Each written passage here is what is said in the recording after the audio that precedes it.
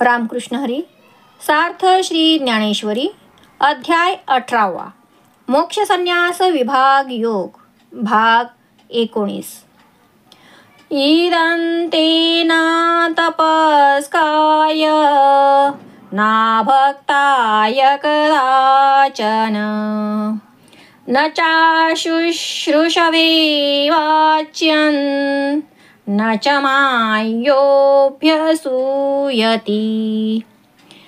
तुझ्या हितासाठी सांगितलेले हे गीतारूपी परमरहस्य कधीही तपोहीनाला, भक्ती नसलेल्याला, ज्याला ऐकण्याची इच्छा नाही, जो माझा द्वेष करतो, अशा स्त्री पुरुषाला कधीही सांगू नये. तरी तू आहे जे पार्था, गीताशास्त्र लाधले आसा, ते तपोहीना सर्वथा सांगावे ना हो. अथवा तापसोही झाला, परी गुरु भक्ती जोढिला, तो वेदी अत्यंजू वाळिला तैसा वाळी. ना तरी पुरोडाशु जैसा, न घापे वृद्ध तरी वायसा, गीता नेदी तैसी तापसा गुरु भक्तीहीना. का तपही जोडे देही, भजे गुरुदेवांच्या ठाई, परी आकर्णनी नाही चाड जरी. तरी मागील दोही अंगी, उत्तम होय कीर जगी, परी या श्रवणा लागी योग्य नोहे. मुक्ता फळ भल तैसे, हो परी मुख नसे, तव गुण प्रवेशे तेथ काई. सागरू गंभीरू होये, हे कोण ना म्हणत आहे, परिवृष्टी वाया जाये झाली तेथ. घालिया दिव्यान्न सुवावे, मग जे वाया धाडावे, ते आरती कान करावे उदारपण. म्हणून योग्यू भल तैसे, हो तू परी चाड नसे, तरी झणी वा निवसे देसी हेतया. रूपाचा सुजाणू डोळा, ओढवू ये काही परिमळा, जेथ जे माने ते फळा तेथची येगा. म्हणून तपी भक्ती, पहावे ते सुभद्रापती, परी शास्त्र श्रवणी अनासक्ती वाळावेची ते. हे अर्जुना, तू हे जे गीताशास्त्र परमश्रद्धेने अत्यंत आवडीने प्राप्त केलेस, ते तपश्चर्या न करणाऱ्यांना कधी सांगू नकोस. अथवा तपश्चर्या करणारा मनुष्य असला आणि तो सद्गुरूची मनोभावे भक्ती करत नसेल, तर वेदांनी जसा वाईटाचा त्याग करायला सांगितला तसा तू त्याला दूर कर. अथवा ज्याप्रमाणे कावळा वृद्ध असेल तर त्याला यज्ञाचा अवशेष प्रसाद म्हणून घालीत नाहीत, त्याप्रमाणेच जो गुरुभक्तीहीन असेल तर मग तो किती मोठा असला तरी त्याला गीता सांगू नये. एखाद्याने शरीराने तपही खूप केले आणि गुरुदेवांची भक्तीही केली, परंतु त्याला शास्त्र श्रवणाची इच्छा नसेल, तर तप व गुरुभक्ती या दोन अंगांनी जरी तो योग्य आहे, तरी श्रवणाची इच्छा नसल्यामुळे तो गीताशास्त्र समजून घेण्यास योग्य नाही. उत्तम प्रकारचा मोती असून त्याला छिद्र नसेल, तर तेथे दोरा अथवा सोन्याची तार प्रवेश करू शकेल काय? सागर अतिशय खोल आहे हे कोण नाही म्हणतो, पण त्याच्यावर कितीही पाऊस झाला तरी वायाच जाणार. भोजन करून तृप्त झालेल्या माणसाला पक्वान्ने करून वाढली असता ती वाया जातात.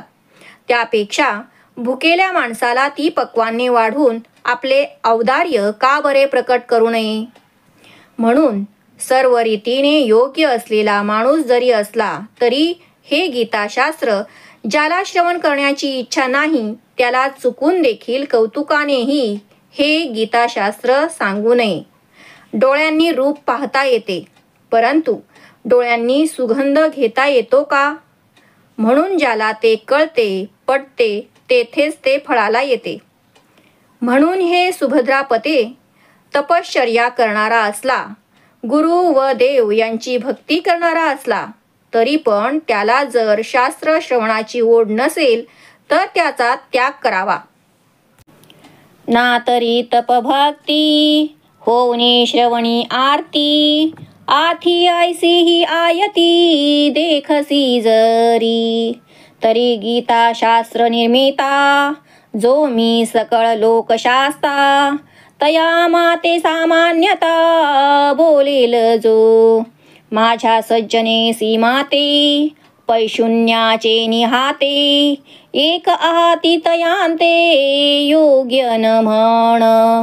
तयाची ये राघवी सामग्री ऐसी जाणावी, दीपे वीण ठाण दिवी रात्रीची जैसी. अंग गोरे आणि तरुणे वरिले येईले आहे लेणे, परी एकलेनी प्राणे सांडिले जेवी. सोनयाचे सुंदर निर्वाळिले होय घर, परी सर्पांगणाद्वार रुंधले आहे. निपजे दिव्यान्न चोखट परी माझी काळकूट, असो मैत्री कपट गर्भिणी जैसी. तैसी तपभक्ती मेधा तयाची जाण प्रबुद्धा, जो माझ यांची का निंदा माझीची करी. या कारणे धनंजया तो भक्त मेधावी तपिया, तरी नको बापाईया शास्त्रा तळो देवा. का बहु बोलो निंदका योग्य स्रष्टया ही सारिखा, गीता हे कवतिका लागी ही नेदी. म्हणून तपाचा धनुर्धरा तळी दाटोनी गाडोरा, वरी गुरु भक्तीचा पुरा प्रासादू जो झाला. आणि श्रवणेच्छेचा पुढा दारवंटा सदा उघडा, वरी कलशू चोखडा निंदा रत्नांचा.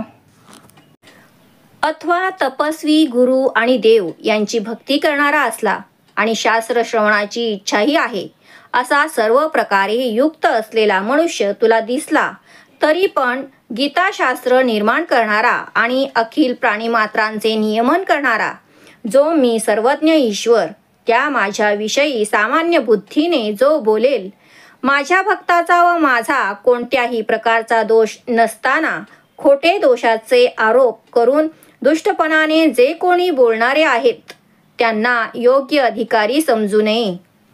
त्यांची सर्व सामुग्री कशी आहे म्हणशील तर रात्री दिव्याच्या ज्योतीशिवाय तेलवातीने भरलेली ठाणवई जशी व्यर्थ आहे. ज्याप्रमाणे एखादा सुंदर गोरापान तरुण असून त्याने अंगावर उत्तम प्रकारची आभूषणेही घातलेली आहेत, परंतु त्या तरुणामध्ये जीव नसेल. सुवर्णाचे सुंदर घर उत्कृष्टपणे निर्माण केले आहे, परंतु त्या घराच्या दारात जर नागिन बसलेली असेल. मधुर पक्वान्ने निर्माण केली आहेत, पण त्यामध्ये काळकूट नावाचे विष भरलेले आहे. मैत्री आहे, परंतु पोटामध्ये कपट भरलेले आहे. तर या सर्वांचा काय बरे उपयोग? असो, हे दृष्टांत पुरे. हे बुद्धिमान अर्जुना, त्याप्रमाणे जो माझी आणि माझ्या भक्तांची निंदा करतो त्याचे तप, भक्ती आणि बुद्धी ही कपटपणाची होय. याकरिता हे अर्जुना, तो भक्त बुद्धिमान आणि तपस्वी जरी असला तरी पण या शास्त्राचा त्याला स्पर्श होऊ देऊ नकोस. तरी अधिक काय बरे सांगावे? जरी तो ब्रह्मदेवाप्रमाणे योग्य असला तरी त्याला कौतुकाने देखील गीताज्ञान सांगू नये. म्हणून हे धनुर्धरा, ज्या मंदिराच्या पायात तपाचे दगड मजबूत भरून त्यावर गुरुभक्तीचे मंदिर बांधले आहे आणि त्या मंदिराचा श्रवणेच्छारूपी दरवाजा सदैव उघडा ठेवला आहे व ज्या मंदिरावर अनिंदारूपी रत्नांचा शुद्ध कळस चढविला आहे, यैमं परमं गुह्यं मद्भक्तेष्वभिधास्यति, भक्तिं मयि परां कृत्वा मामेवैष्यत्य संशयः. जो हे परमगुह्य ज्ञान माझ्या भक्तांना ग्रंथरूपाने किंवा अर्थरूपाने सांगेल, तो या रूपाने माझी अनन्य भक्ती करून मलाच प्राप्त होईल. ऐशा भक्तालयी चोखटी, गीता रत्नेश्वरू हा प्रतिष्ठी. मग माझ्या संसाठी तू कसी जगी. काजे एकाक्षरपणेसी, त्रिमात्रकेची एकुशी. प्रणव होता गर्भवासी सांकडला. तो गीतेची या बाहळी, वेद बीज गेले पहाळी. की गायत्री फुली फळी, श्लोकांच्या आली. ते हे मंत्र रहस्य गीता, मेळवी जो माझ्या भक्ता. अनन्य जीवना माता, बाळका जैसी. तैसी भक्ता गीतेसी, भेटी करी जो आदरेसी. तो देहा पाठी मजसी, एकची होय. अशा पवित्र भक्तिरूपी मंदिरात या गीता रत्नेश्वराची प्राणप्रतिष्ठा केल्यावर या जगात तुला माझी योग्यता प्राप्त होईल. कारण ओंकार एक अक्षरपणाने अकार, उकार व मकार या 3 मात्रांच्या गर्भात राहण्याच्या संकटात सापडला होता. तो वेदाचे बीज जो ओंकार, जो गीतेच्या विस्ताराने विस्तारला गेला. अथवा ही गीता म्हणजे जणू गायत्रीच श्लोक रूपाने फळांनी व फुलांनी बहरास आली आहे. मातेशिवाय ज्याला वेगळे असे जीवन नाही, अशा बाळाची आणि मातेची भेट ज्याप्रमाणे करवावी, त्याप्रमाणे गायत्री मंत्राचा गूढ अर्थ असलेली ही मंत्ररूप गीता माझ्या भक्तांना स्पष्ट करून सांगतो.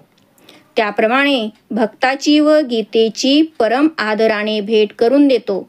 तो अंतर्बाह्य आनंदी राहून देह ठेवल्यानंतर माझ्याशी ऐक्य पावतो. न च तस्मान् मनुष्येषु कश्चिन्मे प्रियकृत्तमः, भविता न च मे तस्मादन्यप्रियतरो भुवि. आणि त्याच्याहून अधिक माझे अत्यंत प्रिय कार्य करणारा मनुष्यांमध्ये दुसरा कोणीही नाही, व त्याच्याहून अधिक मला अत्यंत प्रिय भूमंडळावर दुसरा कोणीही होणार नाही. आणि देहाचेही लेणी लेऊनी वेगळेपणे, असे तव जीवे प्राणे तोची पढिये. ज्ञानिया कर्मठा तापसा, यया खुणेची या माणूसा. माझे तो एकुगा जैसा पढिये मज. तैसा भूतळी आघवा आनन देखे पांडवा. जो गीता सांगे मेळावा भक्तजनांचा. मज ईश्वराचे निलोभे, हे गीता पढता अक्षोभे. जो मंडन होय सभे संतांची ये. नवपल्लवी रोमांचितू, मंदा निळे कांपवितू. आमोद जळे बोलवितू, फुलांचे डोळे. कोकिळा कलरवाचे निमिषे, सद्गद बोलवित जैसे. वसंत का प्रवेशे, मद्भक्त आरामी. आणि देह धारण करूनही जो जीवाने आणि प्राणाने देहभावापासून अलिप्त असतो, तोच मला अधिक प्रिय आहे. ज्ञानी, कर्मठ व तपस्वी अशा विशिष्ट लक्षणांमध्ये जो गीतेचे अंतरंग प्रकट करणारा उत्तम निरूपणकार आहे, तोच मला अत्यंत प्रिय आहे. जो भक्तगणांच्या मेळाव्यात गीतेचे निरूपण करतो, त्यासारखा दुसरा कोणीही संपूर्ण भूतलावर मला आवडता दिसत नाही. माझ्या ईश्वराच्या भक्तिप्रेमाने जो अभिमान त्यागून आणि निस्पृह बुद्धीने पठण करणारा आहे, तो खरोखरच संतांच्या सभेत भूषण होतो. तोच संतांचा मुकुटमणी होय. जो गीतारूपी वसंत ऋतू प्रेमाने श्रवण भक्ती करणाऱ्या माझ्या भक्तरूपी उद्यानात त्या अष्टसात्विक भावरूपी नवपल्लवांनी रोमांचित करीत हळूहळू वाहणाऱ्या वाऱ्याने डोलणाऱ्या झाडाप्रमाणे आनंदाने शरीर डोलावितो आणि मकरंदाच्या रसाने फुले जशी डबडबतात त्याप्रमाणे डोळे आनंदाश्रूंनी भरून टाकतो. कोकिळ पक्षाच्या पंचम स्वरांनी शब्दांचे स्वरूप धारण करून सद्गतीत वाणीने बोलत कंठ दाटून आणीत गीतेचे प्रेमाने आणि एकाग्रतेने श्रवण करणाऱ्या माझ्या भक्तरूपी उद्यानामध्ये जणू तो अलौकिक वसंत ऋतू प्रवेश करीत आहे. का जन्माचे फळ चकोरा होत जै चंद्र ये अंबरा, नाना नवघन मयूरा ओदेत पावे, तैसा सज्जनाच्या मेळापी गीता पद्यरत्नी उमपी, वर्षे जो माझ्या रूपी हे तू ठेवूनी, मग तयाचे निपाडे पढियंते मज पुढे, नाहीची गा मागे पुढे न्याहाळीता.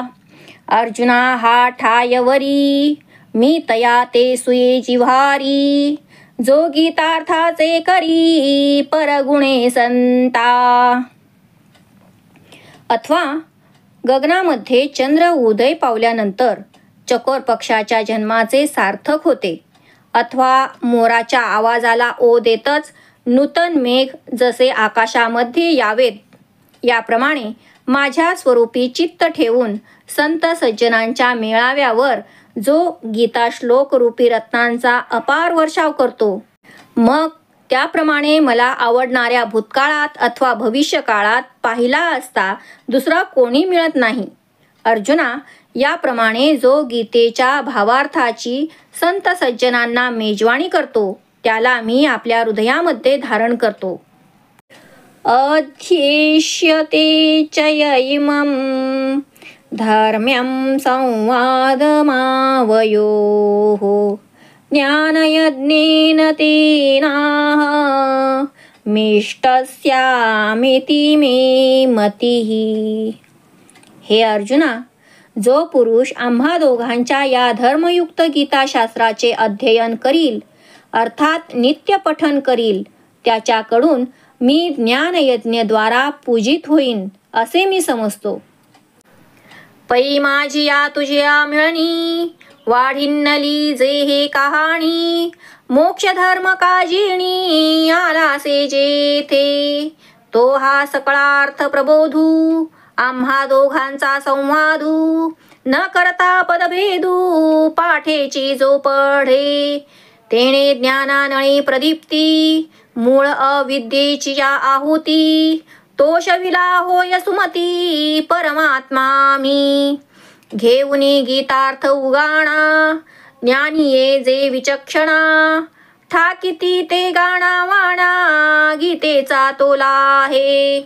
गीता पाठकासी असे फळ अर्थज्ञाची सरिसे, गीता माऊली येसी नसे जाणे ताने.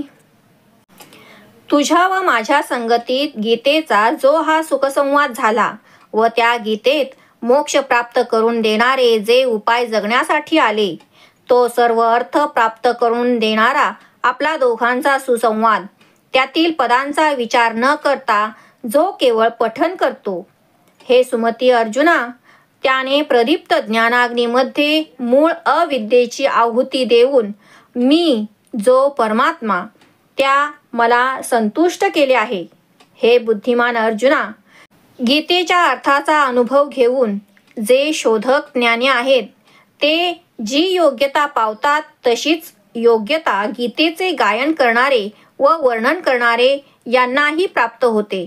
याप्रमाणे गीता पठण करणाऱ्यालाही गीतेचा अर्थ समजण्यासारखेच फळ मिळते. गीता माऊलीला हे जाणते मूल आहे, हे नेणते मूल आहे असा भेद माहीतच नाही.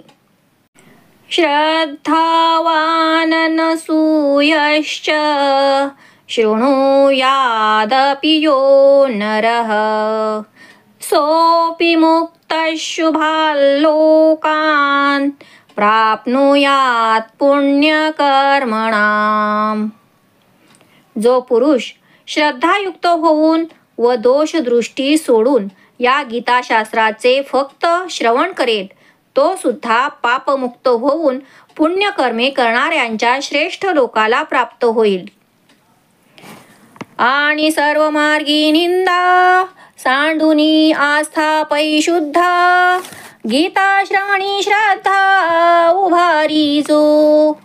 तयाच्या श्रवणपुटी गीतेची अक्षरे जव पैठी होती ना तव उठा उठी पळेची पाप. अटविये माझी जैसा वन्ही रिघता सहसा लंघिती का दिशा वनौकेती ये. का उदया चळकुळी झळकता अंशुमाळी तिमिरे अंतराळी हारपती. तैसा कानाच्या महाद्वारी गीता नजर जेथ करी तेथ सृष्टीची आदिवरी जायची पाप. ऐसी जन्मवल्ली धुवट होय पुण्य रूप चोखट याही वरी अचाट लाहे फळ. जे ये गीतेची अक्षरे जे तुली का कर्णद्वारे रिघती ते तुले होती पुरे अश्वमेधकी. म्हणून श्रवणे पापे जाती आणि धर्मधरी उन्नती तेणे स्वर्गराज संपत्ती लाहेची शेखी. तो पै मज यावया लागी पहिले पेणे करी स्वर्गी मग आवडे तव भोगी पाठी मजची मिळे. ऐसी गीता धनंजया ऐकतया आणि पढतया फळे महानंदे मिया बहु काय बोलो. या कारणे हे असो परिजया लागी शास्त्रातिसो केला ते तव तुझ पुसो काज तुझे. आणि जो सर्व शास्त्रांनी वर्णन केलेल्या ज्ञान कर्म ध्यान भक्ती या राजमार्गांची निंदा करणे त्यागून परिशुद्ध आस्थेने गीतेतील वचनांच्या श्रवणावर श्रद्धा ठेवतो त्यांच्या कानांवर गीतेची अक्षरे पडतात आणि त्यांचे पाप जलद गतीने पळून जाते. ज्याप्रमाणे अरण्यामध्ये अग्नी एकदम प्रज्वलित झाला असता त्या अरण्यात राहणारे प्राणी पक्षी वाट दिसेल तिकडे सैरावैरा धावत जातात, अथवा उदयाचलावर सूर्यनारायण उगवला म्हणजे सर्व अंधकार आकाशामध्ये नाहीसा होऊन जातो.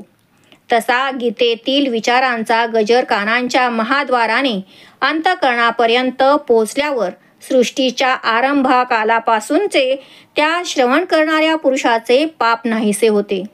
अशा रीतीने त्याचे सर्व कुळ परमपवित्र होऊन तो पुरुष मूर्तिमंत पुण्यरूप होतो.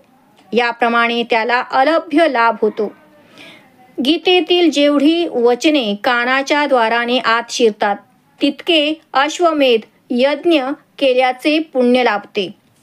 म्हणून परमश्रद्धेने केलेल्या श्रवणाने पाप नाहीसे होते, धर्माचा उत्कर्ष होतो आणि त्या आधारे शेवटी स्वर्गाच्या राज्याचे ऐश्वर्य प्राप्त होते. परमश्रद्धेने गीता श्रवण करणारा आणि त्याप्रमाणे आचरण करणारा पुरुष अनेक दिव्य सात्विक स्वर्गरूप फळांचा उपभोग घेतो आणि नंतर मलाच प्राप्त होतो. हे धनंजया, अशी ही गीता ऐकणाऱ्याला व वाचणाऱ्याला सतचित आनंदरूप असलेल्या माझी प्राप्ती फलद्रूप होते. आता अधिक काय सांगावे बरे. आता हा विस्तार राहू दे, पण ज्या कारणाकरिता तुला गीताशास्त्र सांगण्यास प्रारंभ केला ते तुझे कार्य तुला विचारतो. कच्चिदेतच्छ्रुतं पार्थ त्वयैकाग्रेण चेतसा कच्चिदज्ञानसम्मोह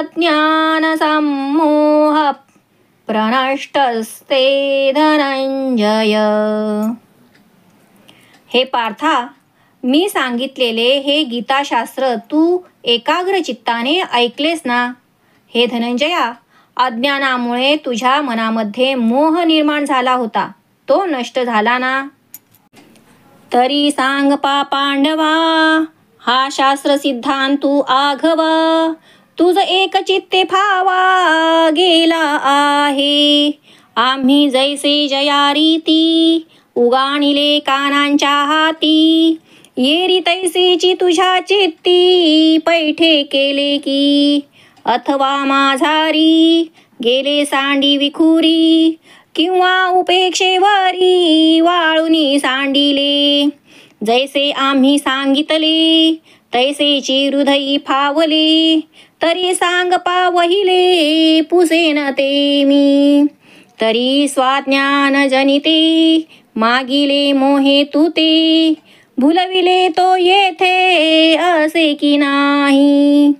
हे बहु पुसो काई सांगे तू आपल्या ठाई, कर्मा कर्म काही देखतासी. पार्थ स्वानंदै करसे विरेल ऐसा भेद दशे, आणिला येणे मिशे प्रश्नाचेनी.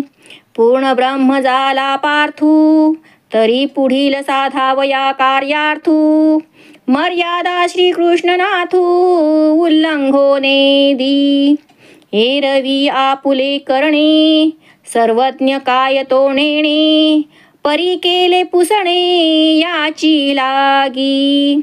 एवं करोनिया प्रश्न नसतेची अर्जुनपण, आणुनिया झाले पूर्णपण ते बोलवी स्वये. मग क्षीराब्धी ते सांडितू गगनी पुंजू मंडितू, निवडे जैसा न निवडितू पूर्ण चंद्र. तैसा ब्रह्म मी हे विसरे, तेथ जगची ब्रह्मत्वे भरे. हेही सांडी तरी विरे ब्रह्मपणही, ऐसा मोड तू मांड तू ब्रह्मे, तो दुःखे देहाची सीमे. मी अर्जुन येणे नामे उभा ठेला, मग कांपता करतळी दडपुनी रोमावळी. पुलिका स्वेद जळी जिरवुनिया, प्राणक्षोभे डोलतया आंगा आंगची टेकया. सुनी स्तंभू चाळया भुलवनिया, नेत्र युगुळाचे निमोते आनंदामृताचे भरिते.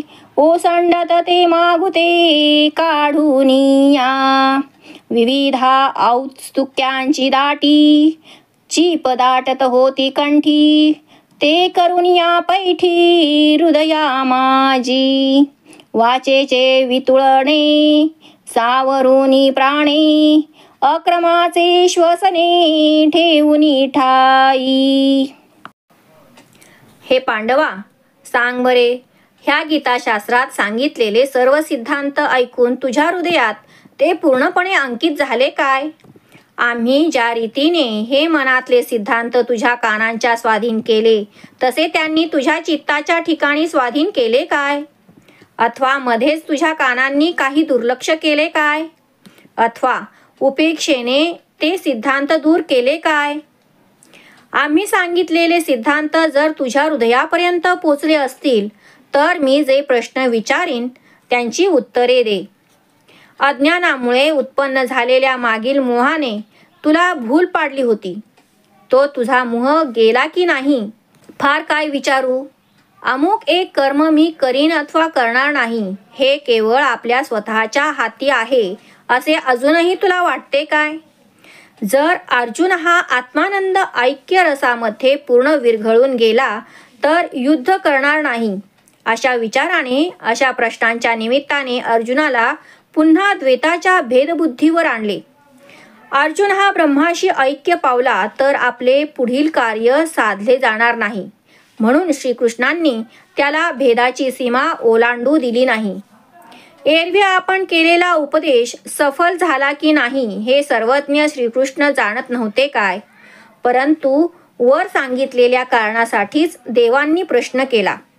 याप्रमाणे प्रश्न विचारून नाहीसे झालेले अर्जुन पण आणून अर्जुन पूर्णदशेस आला किंवा नाही हे त्यांच्या मुखातून वदविले. पूर्णचंद्र हा क्षीरसागराला सोडून आकाशातील तारकापुंजास सुशोभित करीत आहे असे दिसले तरी तो जसा क्षीरसागरापासून वेगळा नाही, त्याप्रमाणे मी ब्रह्मरूप झालो होतो हे विसरून, सर्व विश्वच ब्रह्मरूप आहे हे देखील विसरून ब्रह्म पण आपोआप विरघळेल अशा रीतीने ब्रह्माचे स्मरण ठेवून वागणारा आणि ब्रह्माच्या विस्मृतीने ब्रह्मरूपीच असणारा मोठ्या कष्टाने मी अर्जुन आहे असे समजून देहस्थितीवर येऊन उभा राहिला. मग थरथर कापणाऱ्या तळहातांनी उभे राहिलेले रोमांच दडपून सर्व शरीरावर आलेल्या घामाचे बिंदू जिरवून प्राणाच्या वेगवान श्वसनाने डोलणाऱ्या अंगाला अंगाचाच आधार देऊन कंठ सद्गदित झाला होता. हे सर्व विकार त्याने आतल्या आत जिरवून टाकले. दोन्ही नेत्रांतून आनंदाश्रूंच्या अमृताचे लोट बाहेर ओघळत होते. ते आवरून ते पुसून टाकले. विविध प्रकारच्या उत्कंठाच्या भाराने कंठ दाटून आला होता.